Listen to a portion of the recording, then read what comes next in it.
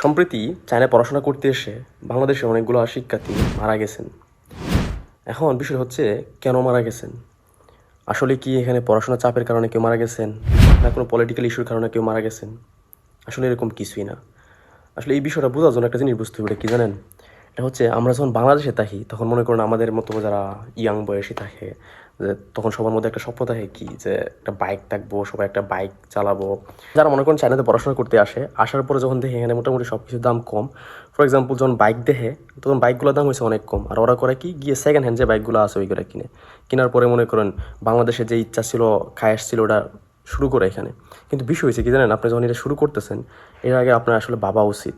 কেমন ভাবা উচিত জানেন? আপনি যখন আসতেছিলেন তখন আপনার আব্বা আম্মা আপনাকে মনে করেন এয়ারপোর্ট পর্যন্ত পৌঁছে দিয়ে গেছে। আপনি এত দূর কষ্ট করে বাংলাদেশ ছেড়ে অলরেডি আসেন চায়নাতে পড়াশোনা করার জন্য, আপনার কেরিয়ার করার জন্য, আপনাকে আরও সামনে নিয়ে যাওয়ার জন্য, পরিবারের অবস্থা চেঞ্জ করার জন্য, নিজের অবস্থা চেঞ্জ করার জন্য, পরিবারের অবস্থা চেঞ্জ করার জন্য, সমাজের অবস্থা চেঞ্জ করার জন্য, দেশের অবস্থা চেঞ্জ করার জন্য, বড় কিছুতে কন্ট্রিবিউট করার জন্য। কিন্তু এখানে আসার পরে কী হলো? এখানে আসার পরে আপনার নিজের একটা সামান্য একটা ইচ্ছা পূরণ করার জন্য বাইক চালাতে গিয়ে নিজের লাইফ শেষ করে দিলেন। কিছুদিন আগে যে একজন ভাই মারা গেলেন, সো কয়দিন আগে কিন্তু ক্লাসে ছিলেন, বন্ধুদের সাথে হাঁটাহাঁটি করতেছিলেন, কথা বলতেছিলেন। আপনারা যদি গ্রুপগুলোতে যান, যারা যারা চায়নাতে পড়াশোনা করে ওই গ্রুপগুলোতে যান, তাহলে দেখতে পাবেন যে ওই গ্রুপের মধ্যে অনেকে লিখতেছে কিছুক্ষণ আগে ওর সাথে কথা হয়েছে, কিছুক্ষণ আগে আমি কথা বলছি, বিশ্বাসই করতে পারতেছি না ওকে আপনি মারা গেল। বিষয়টা হচ্ছে কি, চিন্তা করে দেখেন, উনি মারা যাওয়ার আগে যে ওনারা যেভাবে চ্যাট করছেন, কথা বলছেন, ওনারা বিশ্বাসই করতে পারতেছেন না যে লোকটা মারা গেছে। আসলে কি দরকার এগুলো করার? আর আপনি যে চায়নাতে আসেন, যে বাইক চালান, বাইক চালাতে গেলে দেখবেন একটু বড় বড় আপনার পুলিশে ধরতেছে, পুলিশে বলতেছে এত স্পিড কেন, স্পিডের জন্য পুলিশ আটকাইতেছে, হেলমেটের জন্য পুলিশ আটকাইতেছে, এনে ফাইন করতেছে, ওনে ফাইন করতেছে। আমার ক্যাম্পাসে তো বাইক এলাও না, মানে পেট্রোলের বাইক এলাওই না। আপনি ইলেকট্রিক বাইক চালাতে পারবেন, তাও ইলেকট্রিক বাইকের কোনো চার্জ করার মতো কোনো অপশন দেয় নাই। আপনি ক্যাম্পাসের ভিতরে কোনো চার্জ করতে পারবেন না, চার্জ করতে পারবেন বাইরে, ভিতরে নিয়ে আসতে পারেন চালানোর জন্য। তাও ওরা সবসময় বলে ইলেকট্রিক বাইক না চালাইতে, সবসময় বলে বাইসাইকেল ইউজ করার জন্য।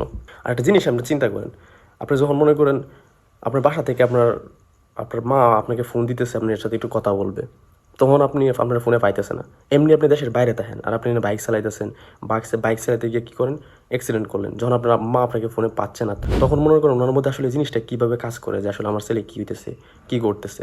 যেমন কয়দিন আগেও যে বাইরে মারা গেছেন, উনি হয়তো ক্লাসে বসে থাকতো, বন্ধুদের সাথে সবসময় মজা করতো, অথবা বন্ধুদের সাথে খেলাধুলা করতেন। তার পরিবার সবসময় মনে করেন কত খুশি ছিল যে আমার ছেলে চায়নাতে পড়াশোনা করতেছে।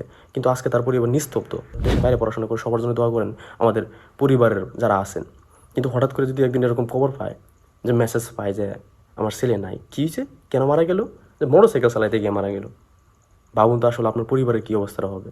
আমরা এখানে পড়াশোনা করতে আসছি, নিজের ভবিষ্যৎ করতে আসছি, আর দেশের মুখ উজ্জ্বল করতে আসছি।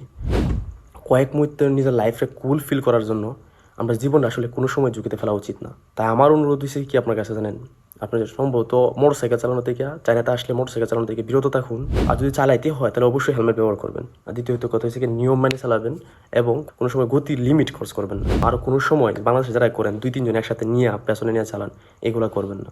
আর একটা কথা হচ্ছে কি জানেন, জীবনটা অনেক দামি, আর আপনার এই জীবনটার সাথে জড়িয়ে আছে আপনার পরিবার, আপনার পরিবারের স্বপ্ন এবং আপনার পুরো ভবিষ্যৎ। আর আপনার এই এক মুহূর্ত অসাবধানতার জন্য, এক মুহূর্তের এই আরামের জন্য আপনার সব স্বপ্ন ধ্বংস হয়ে যাবে, সাথে আপনার পরিবারটাও ধ্বংস হয়ে যাবে।